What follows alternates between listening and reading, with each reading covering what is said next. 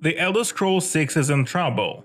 Initially, I was pretty positive about the Elder Scrolls 6, but now looking at Bethesda's actions, my predictions and expectations for the game are going down. Even though a lot of people are quite skeptical about Bethesda and the next The Elder Scrolls game after the release of Starfield, I was still positive about Test 6, and I was wrong. I've made a video The Future of Bethesda, where I've made some arguments that The Elder Scrolls 6 will be a better game than everybody think it will be.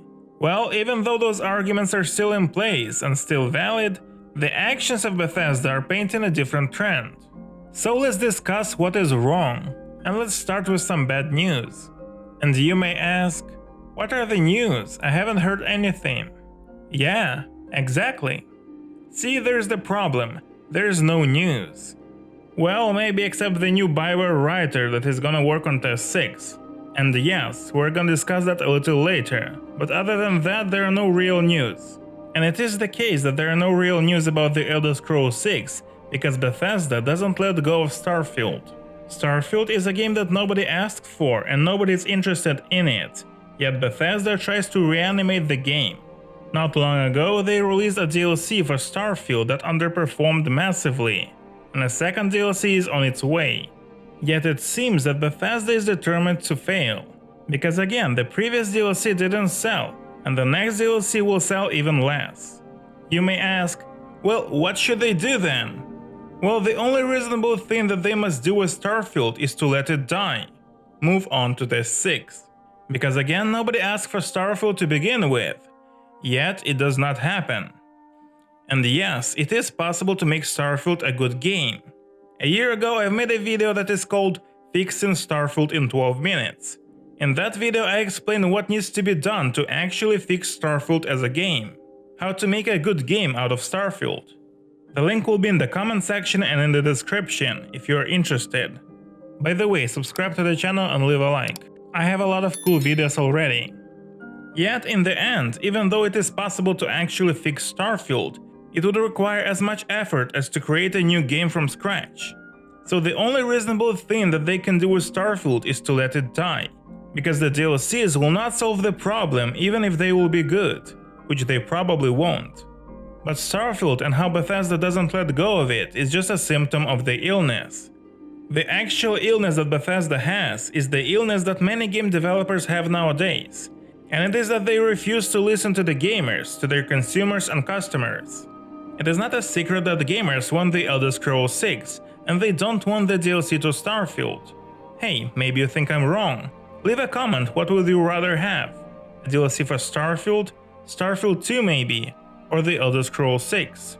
Let's see. And yes, it is the question, what would we rather have? You can't have everything. And you may ask, why is that?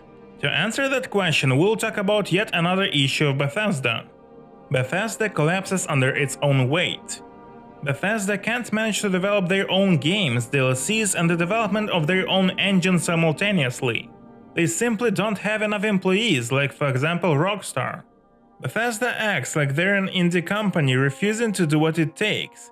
They're stuck in the past and doing what was enough to do in the 2000s.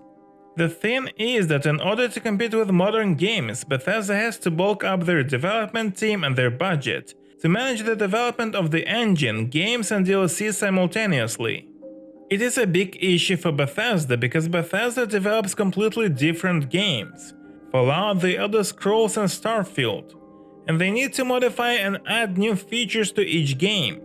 And those different games require different systems and mechanics to operate within the engine. That's what I mean when I say that Bethesda collapses under its own weight. They are making rookie mistakes, even though they are a very old game developer. And it all comes from poor management.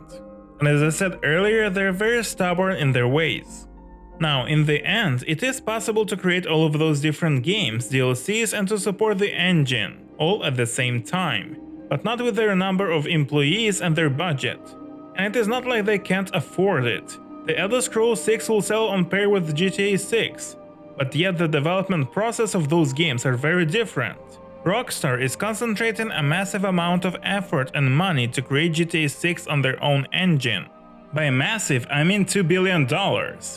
Yes, it is only a rumor, however, Red Dead Redemption 2 budget was $500 million, so it is quite possible, and Bethesda tries to do the same with minimum effort and budget.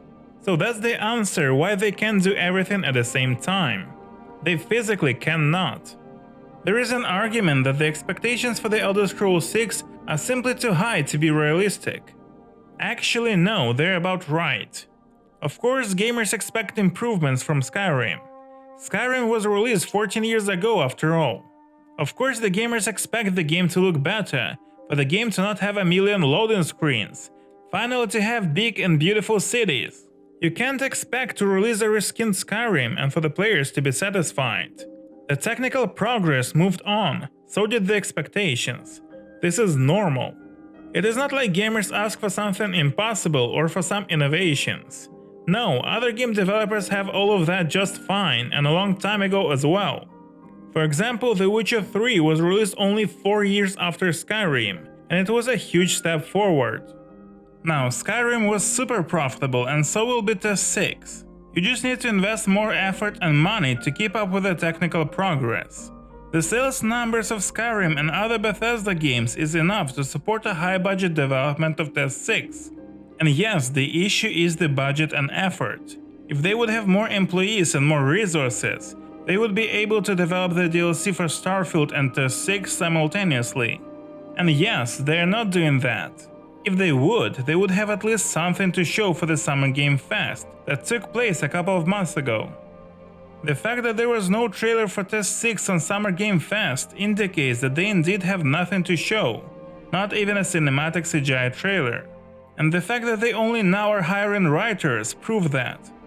That means that Test 6 is at least 3 years away from release, realistically maybe even 4. And some may object. Oh, I've heard some news that Bethesda said they already play early builds of Test 6 inside Bethesda. And to that I want to officially say, those words mean absolutely nothing. Because Todd Howard on an interview after E3 2018 said that Starfield is playable from start to finish, and the game didn't come up till 2023. They released Starfield after 5 years after Todd Howard said it is playable.